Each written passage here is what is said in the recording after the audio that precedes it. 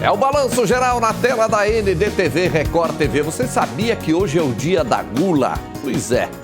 Denis, vem comigo aqui, a gente vai falar com uma especialista, vai nos ajudar a controlar essa situação toda. Eu vou conversar ao vivo aqui com a Morgana Pecente, que é nutricionista comportamental, especializada em saúde mental, aprimorada em transtornos alimentares, enfim.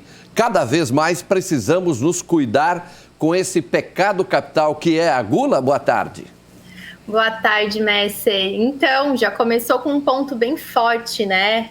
A gula é considerada um pecado capital e por isso acaba assustando talvez muitas pessoas quando o assunto é vontade de comer, né? O comer apenas para expressar um desejo, um prazer, e não para suprir uma necessidade fisiológica, como fome, por exemplo, né? Mas se a gente parar para pensar, é extremamente normal sentir prazer ao comer ou buscar alimentos únicos exclusivamente para suprir esse desejo e não uma necessidade fisiológica. O problema é quando esse desejo acaba precisando de uma quantidade em excesso de comida ou bebida. E aí a gente pode conversar sobre isso, né, por bastante tempo e sobre todos os aspectos envolvidos nesse comer talvez exagerado.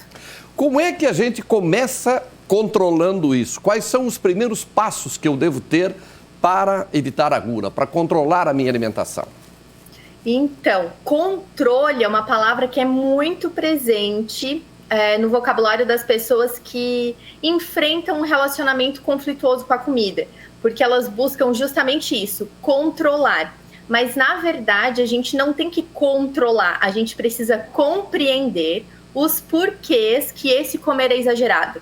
Por que que eu preciso comer uma quantidade muito grande de comida, né, independentemente de qual comida a gente está falando, para me sentir satisfeito, para sentir prazer?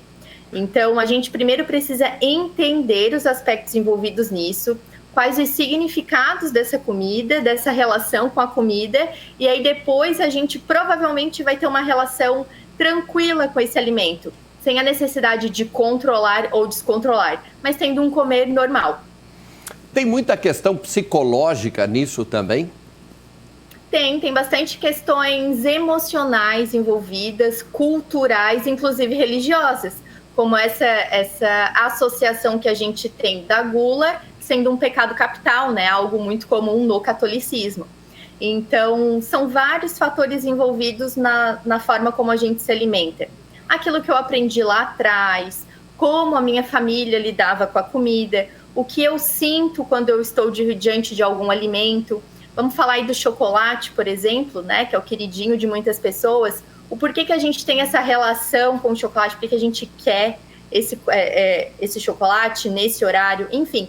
Tem muitas coisas envolvidas e o psicológico, o emocional é muito presente. Me alimentar é uma necessidade, mas alimentar vira um hábito. Comer mal, há um mau hábito nisso que a gente acaba adquirindo? Isso, comer é uma necessidade fisiológica, né? Então, nós precisamos nos alimentar. É como se fosse o combustível do nosso corpo, né? Como se fosse a gasolina do nosso carro. A gente precisa da comida para sobreviver. Mas não só isso. A comida tem outros papéis na nossa vida que não só o de nos manter vivos, né? Mas tem essa relação de prazer, então onde entra a gula, né? Esse desejo em sentir prazer comendo alguma coisa. Tem alguns aspectos emocionais. Então, a comida tem vários papéis na nossa vida. O de socializar, né? Comemorar, beber, fazer um churrasquinho, um aniversário. Enfim, a comida está presente em todos os momentos. O que a gente precisa é entender e contextualizar esses alimentos para tornar esses hábitos melhores, né? Que o ato de comer não seja um problema, não seja um aprisionamento, e sim uma certa liberdade, né? Comer de tudo, comer o que gosta, sem se perder no meio do caminho. A questão regional, a questão cultural nossa, que eu dificilmente consigo convidar um amigo para ir na minha casa se não for para um churrasquinho, se não for para comer alguma coisa. Isso é uma característica mais nossa. Até que ponto eu posso controlar isso? Então, na verdade, a comida é cultural mundialmente, né? Não só nosso. A gente aprendeu a transformar afeto em comida, né? Então, se eu vou receber alguém aqui em casa, eu também me preocupo com o que eu vou servir para essa pessoa. Porque há muitos anos atrás, séculos atrás, comida significava fartura, né? Só tinha acesso a grandes quantidades de comida quem tinha poder. Então, quando além do afeto, eu consigo oferecer comida para alguém, eu também estou mostrando que eu posso, né? Que eu tenho e que eu gosto dela. Então, é bem cultural, e na nossa região, o churrasquinho tem essa influência aqui do sul, né? Mas cada região vai ter a sua forma de transformar a comida em afeto. Com certeza agora há muita gente à mesa, ou então vai almoçar, ou acabou de almoçar. O sentimento muito comum é quem terminou de almoçar, eu comi demais, agora estamos em período de férias, dá uma mesa... Que tipo de orientação você diria, vamos dizer assim, de vigilância que essa pessoa precisa ter para começar a se cuidar?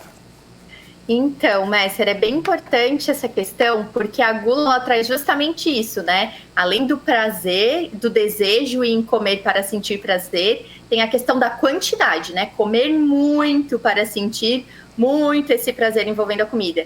E é bem comum essa sensação, depois de uma refeição, pensar, ai, comi demais. Mas isso acontece normalmente porque a gente não presta atenção enquanto realizamos as refeições. A gente está com a televisão ligada, mas se for para assistir o jornal, pode, hein? A gente está com a TV ligada, está com o celular na mão, está trabalhando, está fazendo várias coisas ao mesmo tempo e não consegue prestar atenção nos sinais internos de fome e saciedade. Então, se eu como mais devagar, se eu mastigo mais vezes, se eu presto atenção na minha comida e não no que está acontecendo em volta, eu consigo perceber a hora de parar e evito cometer esses excessos. Ou seja, tratar a hora da alimentação como um momento sagrado do dia, né? Isso é fundamental. Olha, muito obrigado, Morgana. Obrigado, parabéns pelo teu trabalho e vamos nos cuidar. Legal, obrigado. Obrigada. Hein? E é isso mesmo, tratar a alimentação com a prioridade que a alimentação realmente deveria ter na nossa vida. Um beijo. Verdade. Obrigado, Morgana. Trazendo ao vivo com a gente agora, meio-dia, 57 minutos, meio-dia e 57.